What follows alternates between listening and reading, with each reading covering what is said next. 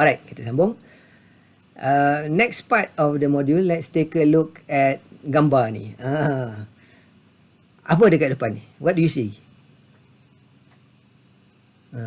Tulis boleh, unmute bercakap pun boleh. What do you guys see? Sambil-sambil tu saya minum air. Baby dan bola. So kalau kita nampak baby dengan bola ni, apa kita punya expectation, apa jangkaan kita yang baby ni akan buat? What do you think the baby will do?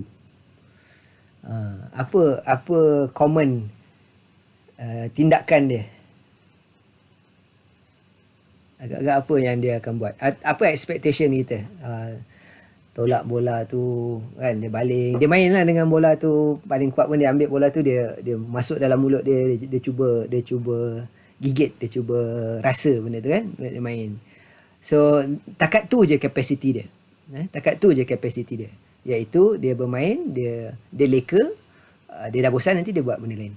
Now pada masa yang sama, kalau kita nampak yang ini dengan bola,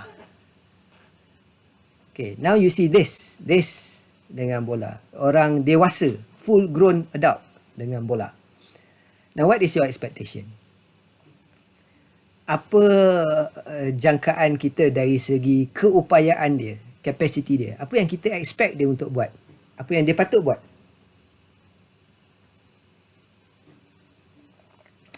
Jaga, kick, dribble, lagi. Kalau dia bermain dalam pasukan, apa kita harapkan dia buat? Kalau dalam team, pass, score, exactly. So kalau tiba-tiba dia pegang bola tu dengan tangan, lepas tu dia pick up the ball, boleh terima tak? Rekat. Dia gigit bola tu boleh tak? Bukan takat rekat kan, gigit bola tu mau kena buang kan, habis. So you see task yang sama, equipment yang sama, task yang sama, equipment yang sama, different role, different definition kan. Contohnya budak tu, kita tengok takat tu je dia boleh buat, we are okay with it, expectation kita takat tu. So yang adult ni dengan bola biru dia, kita expect dia score goal.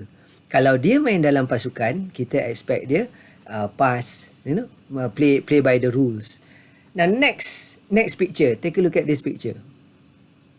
Nah kalau ni, what is the expectation? Apa dia punya performance indicator dia? Apa yang menentukan dia successful? What makes this guy successful? Kalau tadi yang the one in blue pakai jersey tu, kita mengharapkan dia score. Kalau yang ni, tepis, halang gol, tangkapan maut, jangan bagi bola tu masuk. So nampak difference. This dude here, this guy pakai baju biru ni, dia punya kompetensi adalah untuk menjaringkan gol. Kawan ni punya kompetensi adalah untuk mengelakkan gol dijaringkan. So what's the difference between this guy dengan this guy? Apa dia punya major difference? Role, exactly. Kan? Tepat sekali. Itulah dia, role berbeza. Kan? Apa beza role ini yang baju biru dengan yang tak pakai baju tu? What's the major difference? Which is level dia berbeza kan. Orang baru masuk, baby kan. Orang baru masuk, salah tak apa, tunjuk ajar. Kita pun belai dia, tak apalah you baru 2 hari kat sini, baru seminggu kerja sini, tak apa, kita tunjuk. Datang berjambang macam yang baju biru ni kan, tiba-tiba dengan rambut panjang, tiba-tiba tak kerti nak sepak bola, tak boleh. At the same time, dia kalau dalam team, walaupun dalam team yang sama, berbanding dengan kawan ni, berdasarkan KPI yang berbeza, dia ada set of kompetensi berbeza. So contoh kan, you can have clerk, general clerk. General clerk, setiap department ada general clerk, tapi kompetensi mesti lain.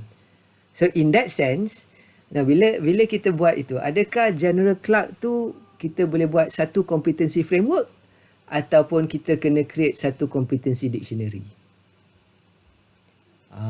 Yang itu akan jadi going into the details of it. Yang itu yang jadi macam, okay, company A ada 10 clerk.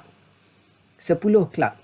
Okay, contoh company A ada 10 clerk, ada 5 department. Setiap clerk ada satu department, ada satu clerk, ada satu department 3 clerk. On average ada 5 department, ada 10 clerk. So, adakah kita akan buat competency framework untuk clerk sahaja, atau should we create something of a bigger capacity yang mana 10 clerk ni represented? Yang itu akan timbul satu persoalan dalam kepala otak kita lah. Maksudnya then it becomes a bit tricky. Macam mana takkan kalau macam tu, kalau saya ada 30 engineer, takkan saya nak kena buat 30 competency framework kan? Then the big question here is, before we decide sama ada dictionary atau framework tu, kita kena pergi one step ke belakang sikit, iaitu kita tanya soalan, JD ada berapa? Kita tengok org chart, kita dah nampak ada 10 clerk. Saya patah balik pada cerita clerk tadi. Kita nampak dekat org chart ada 10 clerk dalam 5 department. So question kita tanya dia, JD untuk clerk ada berapa? Kalau company tu kata, oh JD kita ada 1 je. Then kita buat competency dictionary. Dalam mind kita competency dictionary lah. Tapi pada participant mungkin, atau pada company mungkin dia just framework pun tak apa. Whatever word we use doesn't matter. Tapi in our mind kita dah tahu. Sebab kita kena create satu competency dictionary. A general competency reference for all 10 boleh pakai. Tapi kalau dalam pada 10 tu kita realise ada satu general clerk, yang lain ada dual role, tu mungkin cerita lain. Kan? Itu mungkin cerita lain. Okay? So yes, Syafa dia dictionary, tapi at the same time kita kena tengok balik JD dia. So contoh macam engineer tadi. Ada 30 engineer dalam satu department. Kalau JD dia ada 3 je. Then you boleh create 3 competency framework lah. Satu JD, satu framework lah. Tapi kalau tengok JD 3 ni pun sama, then you boleh create satu. Dan sometimes juga timbul keadaan yang mana dia ada 3 JD. Tapi 3 JD dia ni adalah grade yang berbeza. Contoh engineer 1, engineer 2, engineer 3. Yang tu lain. So bila grade, sebab tu saya kata very tricky bila sebut grade ni. Sebab dia tak go across. Dictionary sepatutnya dia go across. Tapi yang ni dia begini tapi dia 3 lapis. So soalan yang kita kena tanya ialah apa beza orang grade 1, grade 2, grade 3? Oh, tak ada beza. Beza dia cuma jumlah tahun aja, jumlah tahun berkhidmat. Dan competency framework cukup lah. Kan, sebab dia still satu. Gaji je beza, betul? Oh, tak ada apa, gaji je. Oh, yang tu dah beruban kan. Beruban dia gaji dia lebih sikit. Then you know the grade does not reflect competency. Okay? Sensei. Right? Yeah. Okay, let's say macam kalau ada tiga department ataupun 3 job description tapi level lain-lain kan. Let's say biasanya macam dia orang ni kalau newbies ataupun orang baru masuk, level 1 tu dia punya job description lebih kurang sama. Ya. Yeah.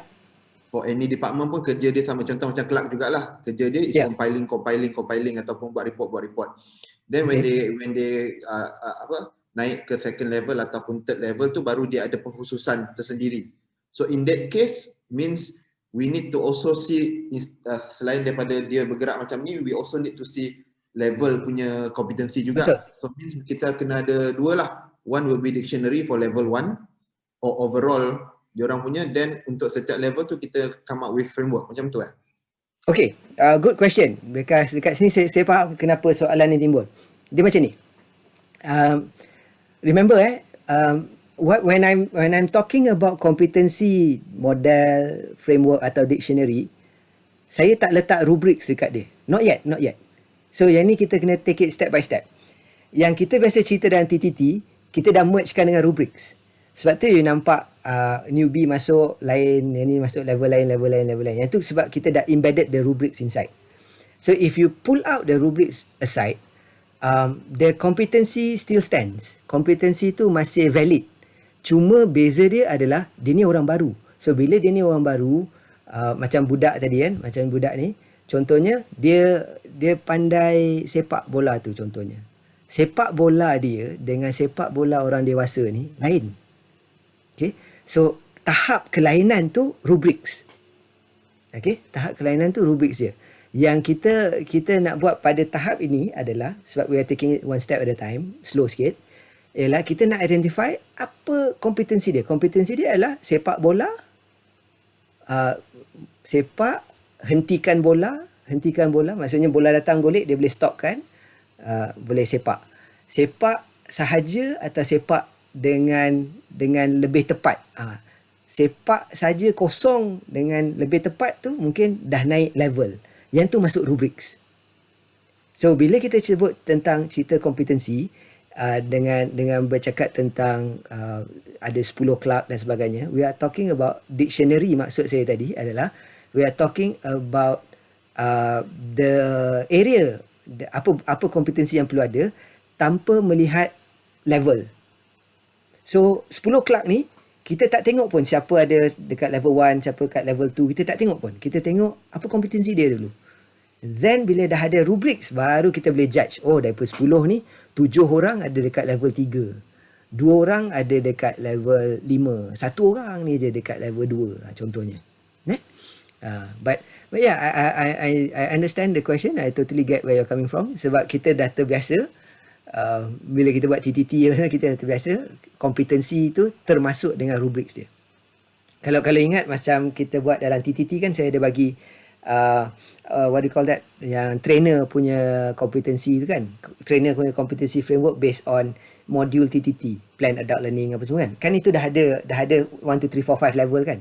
Imagine yang itu tak ada, the rubrics tak ada. So apa yang tinggal? Yang tinggal adalah the nama modul tu lah kan. So that is the competency lah. So sebenarnya HRDF tak salah bila dia kata the modules are the competency. Yang jadi argument dia, because bijak pandai trainer dekat luar ni, dia dah nampak 2-3 langkah ke depan, lepas tu dia complain. But anyway, coming back, so what we need now ialah masa kita nak design kompetensi ni, kita kena boleh identify the right competencies with the job. Dan untuk ini berlaku, kita kena buat job analysis.